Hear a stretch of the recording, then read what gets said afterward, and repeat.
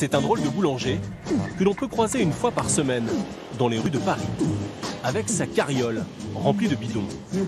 Ouais. Stéphane Ryder, 40 ans, vient faire ses réserves dans ce puits en accès libre. L'eau, très pure, provient d'une nappe située à 600 mètres de profondeur, sous le bassin parisien. L'avantage de cette eau, c'est que c'est un bon goût. C'est vraiment... c'est un pureté. Et ça donne un pain nettement plus savoureux. Voilà. Et c'est gratuit. Pour faire son pain, ce franco-américain soigne chaque ingrédient, qui doit être le plus pur possible, comme cette eau. Il a démarré sa boulangerie d'un nouveau genre il y a à peine un an, dans cet ancien pressing. Son pain est fait à l'ancienne, comme il y a 50 ans dans nos campagnes. Bonjour. Bonjour, vous allez bien? Oui, et vous? Et chez lui, les clients n'ont pas l'embarras du choix. J'ai deux types de pain aujourd'hui. Oui. Un pain de tradition et un pain aux légumes. D'accord. Avec carottes et potimarron aujourd'hui. C'est une invention à vous? Oui. Il vend son pain en moyenne 8 € le kilo, presque 3 fois plus cher que la baguette blanche. Mais les amateurs sont prêts à mettre le prix. Parce qu'il est absolument délicieux. Il dure longtemps, il est bio, il est fait avec du levain naturel. Et puis on peut parler avec le boulanger qui est très, très agréable et très atypique. Je vais prendre un pain aux légumes et je vais le prendre entier. Je peux le congeler? Oui, bien sûr. Hein?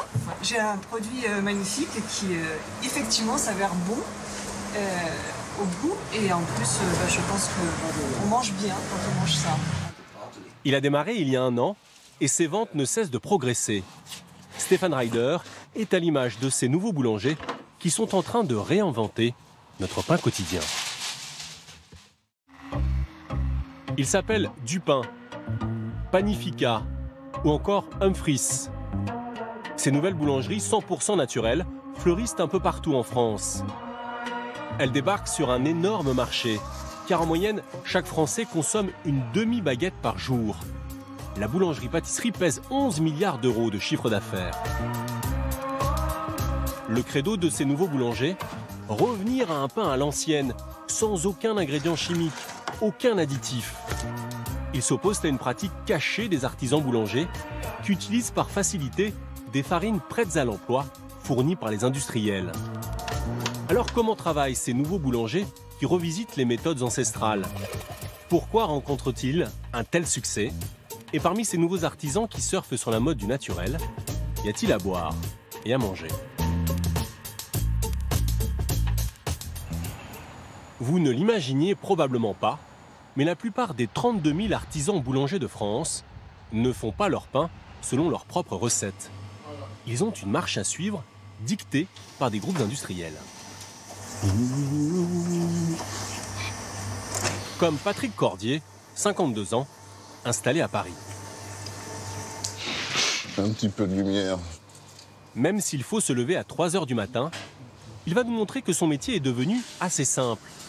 Il commence sa journée de travail par les pains spéciaux.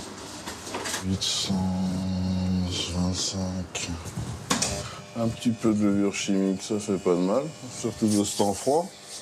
Et on recommence pour un troisième. Pain complet, aux graines ou encore aux fibres, il se contente de suivre un mode d'emploi qu'il connaît par cœur, inscrit sur ses sacs d'ingrédients. Tous les spéciaux déjà sont déjà préparés. Hein. C'est juste à faire tes calculs. J'en mets une certaine quantité, un petit peu de levure et de l'eau. Simple. Oui, d'abord boulanger, c'est pas que c'est compliqué, c'est qu'il faut se lever de très bonne heure. Pour confectionner chacun de ses pains, Patrick utilise ces mélanges prêts à l'emploi qui contiennent une liste d'ingrédients longue comme le bras, qu'il découvre quasiment en même temps que nous. Alors, farine de lin jaune, farine de blé, matière grasse, colza, sirop de glucose, protéines de lait, graines de lin brun, du gluten. Il y a longtemps que je ne l'ai pas lu, tu vois, ça a changé la composition. Ces multiples ingrédients facilitent la recette. Mais ce n'est pas tout. Sur le paquet, on peut également lire « Auxiliaire technologique enzyme ». xylanase, cellulase et alpha-amylase, des produits chimiques censés faciliter la digestion. Il y a aussi un additif, l'acide ascorbique, qui permet de mieux conserver le pain. Tous ces produits, Patrick les utilise les yeux fermés. Bon, c'est que des améliorants. Les enzymes, c'est des améliorants. Ça sert à quoi? Alors là, ça, je crois qu'il faudrait leur demander. Ça sert à quoi? Je sais même pas. J'en sais rien. Ces drôles d'ingrédients, on en trouve dans de nombreux produits de sa gamme, notamment chez le plus populaire, la fameuse baguette blanche. Sans sel tout de suite? Non, il est un peu juste encore. Chaque jour, avec son employé, ils doivent en sortir 120. Pour se faciliter la tâche, il utilise un mélange différent qui contient le E471, un additif chimique. Et ça t'évite d'avoir des baguettes avec des cloques ou une mauvaise allure aussi de la baguette. Les gens ne sont pas habitués à avoir du pain avec des cloques, ils sont habitués à avoir des belles baguettes bien droites, bien rectilignes. Ce mélange, qu'on appelle un améliorant, lui permet de travailler plus vite et d'être sûr que ses produits auront une belle allure. Notre boulanger ne peut plus s'en passer. Toutes les préparations qui sont faites la veille, tu mets un petit peu d'améliorant sur les baguettes, dans les croissants, dans les pains au chocolat. Comment imaginer que la baguette de l'artisan du coin de la rue contienne des additifs? Évidemment, on ne va pas tomber malade en mangeant ce pain, mais additionné à tous les autres produits qui contiennent des additifs, cela finit par avoir un effet cocktail qui pourrait être nocif pour la santé. Mais si Patrick Cordier se sert de ces mélanges prêts à l'emploi, ce n'est pas toujours de sa propre initiative. La plupart du temps, ça fait partie des produits que lui vend son fournisseur de farine avec qui il est en contrat, Banette, une enseigne célèbre que tous les Français connaissent, tout comme Baguépi ou Campaillette. Derrière ces noms commerciaux, on trouve 3 grandes sociétés, des meuniers, qui se partagent une bonne partie du marché de la boulangerie. Ils s'appellent Axiane Meunerie, les Grands Moulins de Paris et le groupe Soufflé. Ils achètent une bonne partie de leur blé auprès de producteurs qui cultivent des espèces à haut rendement, souvent avec des pesticides. La baguette, ça c'est quoi? C'est là. Patrick Cordier fait donc appel à l'un de ces géants de la farine pour gagner du temps et avoir une offre variée de produits. Il faut aussi signaler qu'on trouve chez lui du pain sans additifs. C'est la baguette tradition. Aujourd'hui, comme lui, 3 artisans boulangers sur 4 travaillent avec ces grands groupes. Mais les clients savent-ils exactement ce qu'ils mangent? Qu'est-ce qu'il y a dans votre baguette là? Je pense qu'il y a de l'eau, du sel, de la farine. C'est tout. Ici, je vous dis que dans cette baguette, il y a plein de ce qu'on appelle les auxiliaires technologiques, des enzymes pour la prédigestion, des améliorants dans la farine. Qu'est-ce que vous en pensez? Ben, je savais pas qu'il y avait tout ça. Si c'est dangereux, c'est pas très rassurant. C'est la première surprise. C'est comme ça dans tous les pains ou c'est spécifique au pain blanc? Beaucoup dans la baguette blanche et dans les pains spéciaux. D'accord. Eh bien, écoutez, vous en apprenez une belle. Alors, depuis un certain temps, de nouveaux boulangers sont partis en croisade contre ces pratiques. Ils sont revenus à une boulangerie d'autrefois, 100% naturelle. Pour rencontrer les pionniers de ce mouvement, il faut se rendre à la campagne, comme ici, à Mort de Bretagne, près de Rennes. Dans cette maison, un boulanger entre quasiment en transe avant de pétrir sa pâte. Bien. Merci, Dame Nature, pour tous ces bienfaits.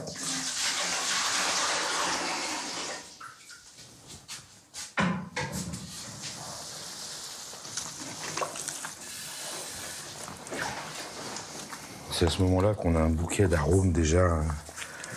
La farine mélangée à l'eau et au levain commence déjà à exprimer toutes ses qualités. Nicolas Suppiot, 52 ans, est ce qu'on appelle un paysan boulanger. À 24 ans, il quitte la capitale et décide de se rapprocher de la nature en venant s'installer ici. Il a alors une ambition, produire lui-même tout ce qu'il consomme. Quand j'ai réussi à partir de Paris pour m'installer à la campagne, il était évident que j'allais faire mon jardin et faire mon pain. Ça tombait sous le sens, voilà, et que j'allais faire mon pain de la façon la plus simple, c'est-à-dire en sortant de la dépendance à une technologie à laquelle je ne crois pas et que je pense néfaste sous bien des aspects. Pour faire sa pâte, il ne se fait pas livrer des mélanges prêts à l'emploi. Il a repris le contrôle de sa matière première. Ce blé, il le fait pousser tout près d'ici, dans ses champs, qu'il a filmés lui-même au printemps. Ce sont des variétés anciennes qui poussent sans pesticides ni engrais chimiques. Ensuite, son blé est broyé chez lui, grâce à son moulin à meule de pierre. Contrairement aux industriels, il ne rajoute rien. Sa farine est pure. Tu as pris la température, Axel ? Pour profiter pleinement des arômes et des qualités nutritionnelles de cette matière première 100% naturelle, il la travaille au maximum 3 jours après l'avoir moulue. Là, je réveille la farine. Je la mélange pour qu'elle soit à température, qu'elle profite de la température du fournil, et aussi pour lui redonner cette texture qu'elle a quand elle sort du moulin, où c'est très léger. Contrairement à la boulangerie conventionnelle, qui utilise majoritairement de la levure chimique, Nicolas Suppiot travaille uniquement avec du levain naturel. Oui, il s'est réveillé.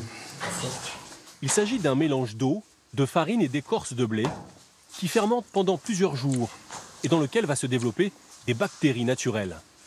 C'est cet élément indispensable qui va faire toute la différence. En le goûtant, on peut sentir le taux d'acidité, le degré d'acidité, et sentir si le moment est juste pour l'utiliser, s'il est trop jeune ou s'il est trop avancé. Cette acidité, elle va donner un goût particulier au pain, développer des arômes particuliers, mais ça va aussi participer de la conservation du pain, puisque l'acidité fait qu'en fait, un pain au levain correctement fait, s'il est dans de bonnes conditions, 1 mois après, il n'a pas moisi, il a séché, c'est tout ce qui se passe. Ici, pas d'améliorant chimique pour travailler la pâte, pas d'additifs pour la conservation. C'est à la main qu'elle est pétrie, pendant près de 30 minutes, 10 fois plus longtemps qu'avec un pétrin mécanique. Un retour aux sources qui a séduit Axel, son apprenti. Après 2 années passées à travailler dans le milieu de la boulangerie conventionnelle, le jeune homme est venu faire un stage chez Nicolas avant de décider de changer de voie. J'ai vu qu'il y avait une autre manière de faire ce métier en fait. Du coup, j'ai complètement réappris à faire du pain. Parce que ça n'a strictement rien à voir. Et avant, c'était pas du pain que tu faisais ?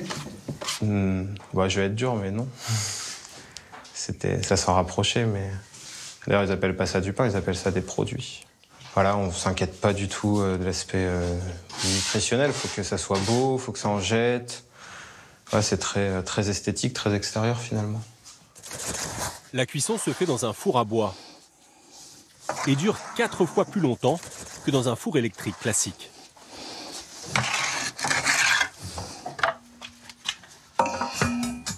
Et là, je ne vais pas rouvrir avant la fin de la chauffe. Et voilà, donc là, c'est le mystère total.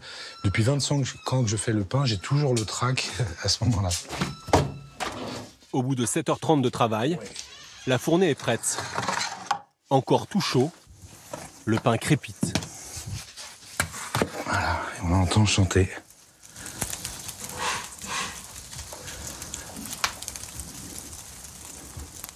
Avec un si long processus, Nicolas Suppiot produit 300 kg de pain par semaine, 10 fois moins qu'une boulangerie standard. Et il ne propose que 3 sortes de pains différents, qu'il vend uniquement sur commande, directement dans son fournil. Bonsoir Marie-Thérèse. Sa clientèle est composée d'habitués qui ont abandonné depuis longtemps le pain des boulangeries classiques. Tu préfères, je sais plus, bien coloré ou moins? Tu choisis comme tu veux. Mais celui-là, je le conserve toute la semaine. L'autre, le lendemain, soit qu'on fait un nœud avec, soit qu'on le casse et voilà, quoi. Le problème est. Non, mais là, c'est parfait, il me convient très bien. Nicolas Suppiot se paye le SMIC avec sa boulangerie. Malgré la demande qui est forte, il limite volontairement son activité pour se garder du temps pour lui. Tu mets l'étiquette dedans, voilà. Cette voie qu'il a tracée, avec quelques autres pionniers de la nouvelle boulangerie, suscite de nombreuses vocations. Ouais, du coup, tu vas pouvoir mettre le nom des gens qui passent. Il est 6h du matin, dans les Alpes de Haute-Provence, près de Manosque. Et Sarah Coqueblin a devant elle une journée cruciale qui la rend un peu nerveuse. Stressée, mais excitée, contente, un peu triste de partir, parce que j'ai passé 3 mois avec des gens très bien et très sympas. Pendant 3 mois, elle a été formée ici, à l'École internationale de la boulangerie, aux méthodes 100% naturelles. Et elle passe aujourd'hui un diplôme qui l'aidera à ouvrir son commerce. Bonjour, bonjour. Cette ancienne contrôleuse de gestion de 45 ans, victime d'un plan social, a dépensé 20 000 € pour apprendre ce métier qui la passionne et lui rappelle son enfance à la campagne. J'ai grandi avec du pain au levain, des croissants au levain. Et c'est bon, c'est beau. Et il n'y a pas d'additif, donc c'est un produit vrai pour moi. Comme tous les apprentis de la boulangerie naturelle, elle a découvert que ce n'était pas si simple de faire le pain à l'ancienne. Il faut savoir faire le levain et se passer de tous ces ingrédients industriels qui facilitent le travail. Alors, va-t-elle être à la hauteur pour son examen? Elle doit fabriquer une dizaine de produits différents. Pour la cuisson de ces gros pains, ça ne se présente pas très bien. Ils ont une drôle de forme. Ils sont super ballons. Oh la vache. Là, ils ont les fesses un peu rondes. À mon goût, hein. Maintenant... Ces pains ont un peu trop gonflé, car elle n'a pas mis assez d'eau dans sa pâte. Mais ce n'est rien par rapport à ce qui l'attend. Après 8 heures de préparation, elle présente sa gamme devant le jury. Bonjour, rebonjour. Malgré leur forme, les gros pains de campagne sont validés par le jury, présidé par Thomas Teffry-Chambellan, qui possède 2 boulangeries naturelles. Donc sur le vin de seigle. Farine, là-dessus. T65. Mais elle va avoir moins de succès avec ses pains de mie, à commencer par celui-ci à la farine de riz. De folie. Il est un peu fermenté, ouais. Un petit peu trop fermenté, ouais, ça passe un petit peu. Cette fois-ci, elle a laissé sa pâte fermenter trop longtemps. Mais cette autre variété à l'épeautre est carrément invendable. Ouais, un beau... Il y a un décrochage sur sa partie centrale, en fait. Hein. Les trous, les ruptures dans le pain, là, sont dus à un excès d'hydratation. On a un tout petit peu trop d'eau dans la pâte. Du coup, la pâte s'affaisse un petit peu sous son propre poids. Demain, t'as ça en vente le soir. La boutique, tu fais quoi? Je peux pas le vendre. Bon, après, un client qui aura traversé Paris pour venir chercher ton pain, il sera peut-être déçu s'il part sans rien. C'est vrai. Faudra peut-être trouver un compromis, peut-être lui offrir plutôt que de lui vendre, mais oui. C'est aussi l'occasion de parler du produit. Montrer qu'on n'est pas sur un produit industriel. On a des variations importantes sur ces matières premières, donc on a un tâtonnement. Malgré ces petites erreurs de forme qui ne touchent pas à la qualité du pain, le jury estime qu'elle est à la hauteur pour ouvrir sa boulangerie. Bon, bravo. Merci messieurs. T'as bien travaillé, c'est une belle table.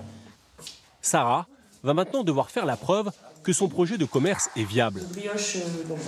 Dans ce document, elle expose toutes les données économiques, et notamment le prix de vente de son pain.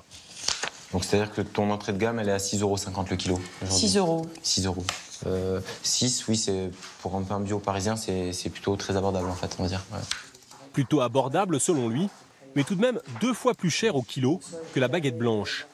Ces prix élevés vont permettre à Sarah de booster son chiffre d'affaires. Le chiffre d'affaires la première année, je suis à 1 860 € à peu près par jour. C'est tout simplement 40% de plus que le chiffre d'affaires moyen d'une boulangerie traditionnelle. Malgré ses charges de personnel, elle envisage d'embaucher 6 personnes. Elle devrait pouvoir se payer 2 200 € net par mois et dégager 20 000 € de bénéfices dès la 3e année. Comme elle, depuis 10 ans, ce sont une centaine de personnes qui sont sorties de cette école, leur examen en poche. L'immense majorité a ouvert son commerce. Pour Sarah, il reste à trouver une boutique dans le sud de Paris. Résultat, ces nouveaux boulangers avec leurs méthodes à l'ancienne ont aujourd'hui essaimé, notamment dans les villes. Ils seraient une centaine dans toute la France. Ils rencontrent un grand succès, à tel point que certains entrepreneurs surfent sur la vague sans toujours respecter jusqu'au bout les principes du pain naturel. Ce petit matin de décembre à Nantes, une nouvelle boulangerie ouvre ses portes. Avec à sa tête un patron qui a une idée très précise du marketing de sa boutique. Dans l'autre sens, le croissant. Parce que le client, en fait, il rentre par là. Et pas trop appuyé, parce que regardez, ils sont chauds. Si vous les appuyez, ça va tout casser, en fait. Mais du volume, hein. C'est la 12e boulangerie de Laurent Raymond qui a l'habitude de mener rondement ses affaires. C'est un grand jour parce que cette boulangerie représente environ 550 000 € d'investissement. Et il est important que nous puissions répondre à nos engagements. Aujourd'hui, on vise 1 800 € de chiffre d'affaires pour cette première journée d'ouverture, qui sera un très beau chiffre. Cet ancien de la grande distribution est associé avec David Boréani, pâtissier de formation, fils et petit-fils de boulanger. Sur des améliorations, mais c'est des petits calages, après ça va, c'est pas... Ensemble, ils ont mis au point un concept marketing qui joue sur le naturel et le pain à l'ancienne. Tout a été réfléchi. Vous voyez par exemple les chemises des conseillers de vente qui portent des damiers sur eux. Ça représente en fait le linge d'office. C'était le linge où l'arrière-grand-père de David pliait sa pâte pour la protéger, pour pas qu'elle croûte. Une touche de rétro, mais aussi une profession de foi affichée dans la boulangerie. Nous avons l'intime conviction que nous pouvons rendre bons et sains des produits simples et quotidiens. Nous avons mis notre signature, qui est le premier réseau de boulangerie orienté bien-être et naturalité. La naturalité, comment on l'explique? Eh bien, chez nous, c'est un gage de qualité, c'est un gage de transparence, c'est un gage d'authenticité. Il affirme qu'il ne rajoute aucun additif dans le pain et qu'il utilise des farines issues de la culture raisonnée. Une approche naturelle comme autrefois que martèle Laurent Raymond. Bonjour messieurs, bienvenue. Nous sommes vos nouveaux boulangers. En fait, on est une très très vieille famille boulangère. On est la 5e génération et on travaille avec nos propres farines, donc en culture raisonnée contrôlée. Ce sont nos propres farines, ouais. On vous a raconté notre histoire, notre pain, comment on fabrique. Rien du tout. Eh bien, on est une très très vieille famille boulangère et on travaille avec nos propres farines. Alors, comment le pain est-il fabriqué? Les méthodes d'autrefois sont-elles vraiment respectées? Dans le fournil, on a plutôt l'impression de se retrouver dans une boulangerie conventionnelle, car David utilise ce mélange de farine prêt à l'emploi. Alors cette farine, c'est la recette Boréa. C'est la farine qu'on a mis en place. C'est la recette de l'arrière-arrière-grand-père. Donc c'est un assemblage de plusieurs farines. C'est la recette qui a été retrouvée de grand-père. Et on a tout le mélange est dans ce sac, en fait. Toutes les farines sont dedans. Qu'y a-t-il vraiment dans leur recette? Les patrons refusent de jouer la transparence. Vous pouvez me montrer la composition? La composition, c'est la recette aussi qui est écrite dedans, donc je ne veux pas non plus vous montrer la recette, sinon je vous divulguerai la recette Boréa. Donc c'est une farine qui est faite par notre minotier, c'est un assemblage de plusieurs farines. Qu'est-ce qu'elle est différente si elle est si particulière? Elle est magique. Elle est magique. Une chose est sûre, un élément essentiel ne figure pas dans la fabrication, le levain naturel, comme chez Nicolas Suppiot. Je ne vous ai pas vu mettre de levain dans votre mélange. Le levain est déjà incorporé dans la farine. Le levain est déshydraté naturel, ouais, dedans, dans la farine, il est déjà incorporé. Donc là, il est pétri avec, directement. Après, on rajoute juste l'eau, le sel, la levure. Voilà. Ce levain déshydraté n'a pas les mêmes qualités que le levain naturel. Il est moins intéressant sur le plan nutritionnel. Il est aussi moins digeste. Mais cette méthode leur permet de gagner du temps, d'être plus productifs. David et Laurent sont un peu éloignés des méthodes naturelles pures et dures. Pour se défendre, ils jouent sur les mots.